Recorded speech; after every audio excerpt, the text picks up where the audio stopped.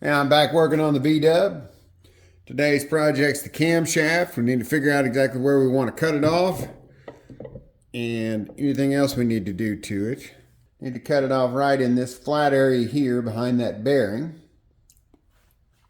And it also looks like, same deal with the cam gear on the crank, we need to take it to the lathe and take some off here because right now it is rubbing right up against the edge of the thrust bearing.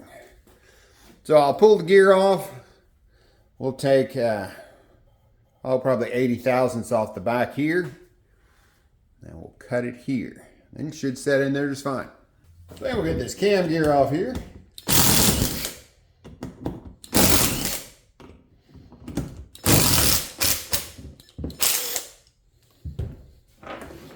You got to make sure this goes back on in the same position. So it's kind of a little bit of corrosion there, but there's a mark on that tooth and that lines up. You have the slot there for the oil pump, the bolt on the end. That lines up with that mark on the crank, or that mark on the cam gear. And that mark there is what lines up with the two marks on the crank gear. So now, take this over, machine it down, we'll cut this off. I'm just going to use the angle grinder to cut that off, and then we'll clean up the end with the belt sander.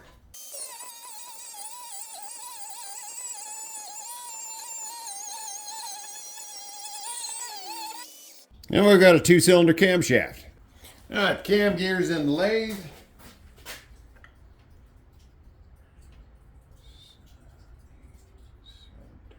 Take about 80 thousandths off the back side of it.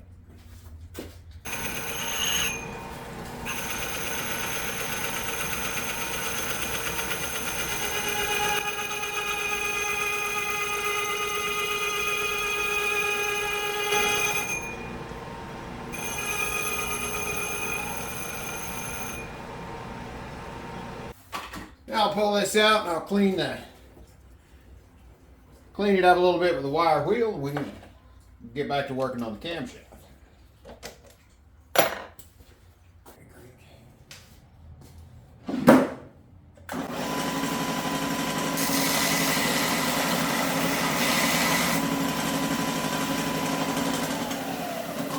Okay, got everything cleaned up.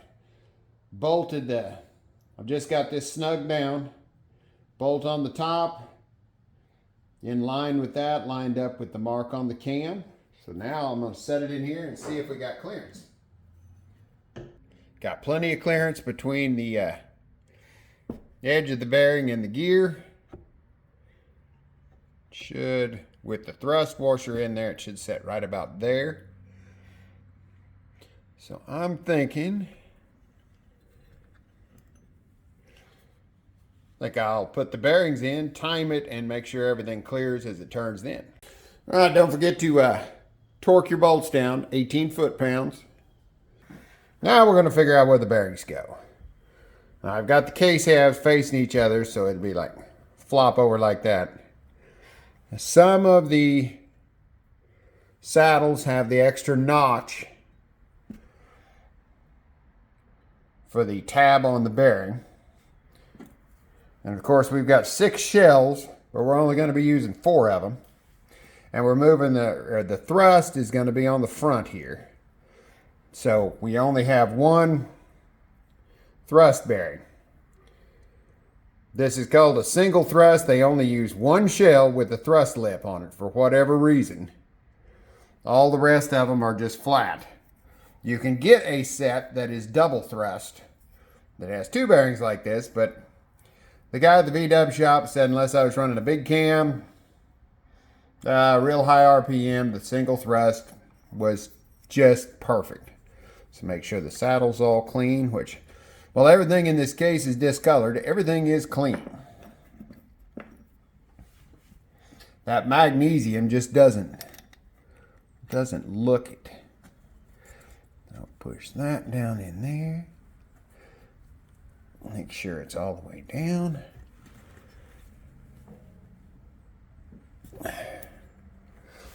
Okay, as far as this back one, Let me look and see what I can find as far, because I got to match the notch up, because the notches are on different sides to which direction it goes in there. Okay, there was another wide one that had the notch in the right place for the opposite side of the thrust. Then the next narrow ones I put there, and then the two skinny ones we just don't use. Now if you remember, cam gear has a notch that has two dots. We want to put that 0 right there, that tooth right in between those two notches, and that'll have it timed properly. So I'll lube everything up and put that back in, or put that in place. Yeah, I lubed up all the bearing saddles, and I went ahead and lubed up the lobes, even though it doesn't matter right now. Just since I had everything cleaned up, I didn't want anything to rust. So we'll turn this to where I can see that. Find the 0 mark there.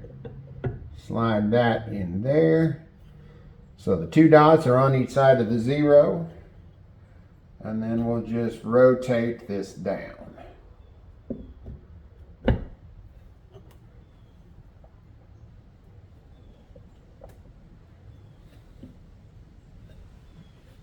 You can probably see that the 0 is right in between the two dots.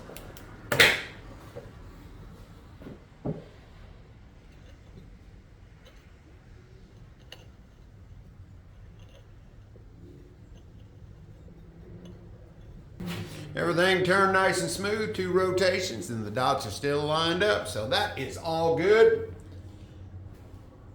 Happy with that. I think now I will clean up, clean up the studs, because I'd like to be able to torque the case together and make sure everything still turns.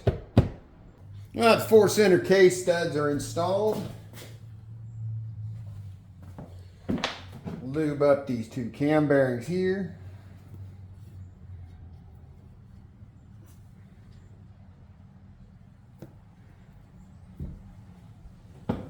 This, of course, is just a test fit. I want to torque these 4 studs down and make sure everything still turns.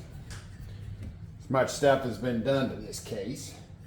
Well, I got something binding here in the, I think it's the cam that's binding. Turn smooth until you get right down to the, almost bringing the case together. So I'll pop this apart, see if I can see what's going on. Well, that was easy enough to figure out. See that black line there? That's where I built up a rotten spot in the case. And that's hitting the cam gear. So I just need to take it over and do a little grinding, get that drop down into a step to clear the cam gear, and everything should be fine again. Couple of minutes with the die grinder and we're all good to go. We've got plenty of clearance now. So let's try this again. I thought I had seriously screwed something up, because I trimmed out that section on for the cam gear and it still wouldn't turn. So then I took the cam out and tried it with just the crank, and as soon as you started squeezing the case together, the crank wouldn't turn either. So I was like, what the crap? But I got it figured out. Still don't have the cam in there right now, but everything is turning smoothly. Pop it back apart and show you what I found. Remember that this was not originally the thrust bearing setup. It was at the other end of the engine. So we've made this the thrust bearing now, and this other half of the case, right there where I've been grinding, had a really prominent casting line just right down from the lip. It was machined just a little bit, and then the prominent casting line, so I ground that all off because I figured the way it looked, that was pressing, side loading my bearing here on this edge. They didn't grind it down from the factory because, like I said, that wasn't the thrust bearing originally. So I cut that back, chamfered the edges of this just slightly, and now it runs smooth.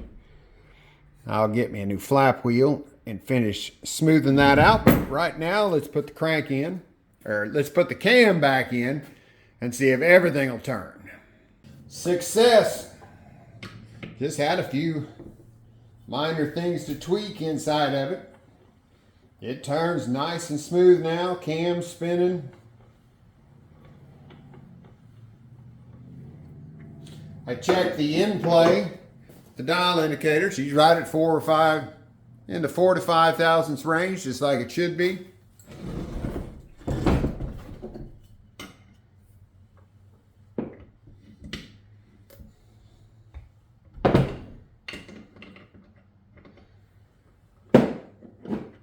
Everything looks really good. Let's see, it's smooth enough I can turn it by hand. Alright, I am glad that I didn't go ahead and put all of the oil plugs in yet. Because since I've done quite a bit of grinding and fitting and everything, I'll probably take it apart and give it another thorough cleaning. And we should be getting ready to put the plugs back in it. Got to put the rods on the crank. Got to figure out the magneto drive. I really have no idea about the magneto drive. I couldn't find anything in the plans about it, so I'll come up with something to drive the magneto. But still got lots of stuff to do, but this was a big step. Actually turns, actually fits together. So I'm happy. Till next time, thanks for watching.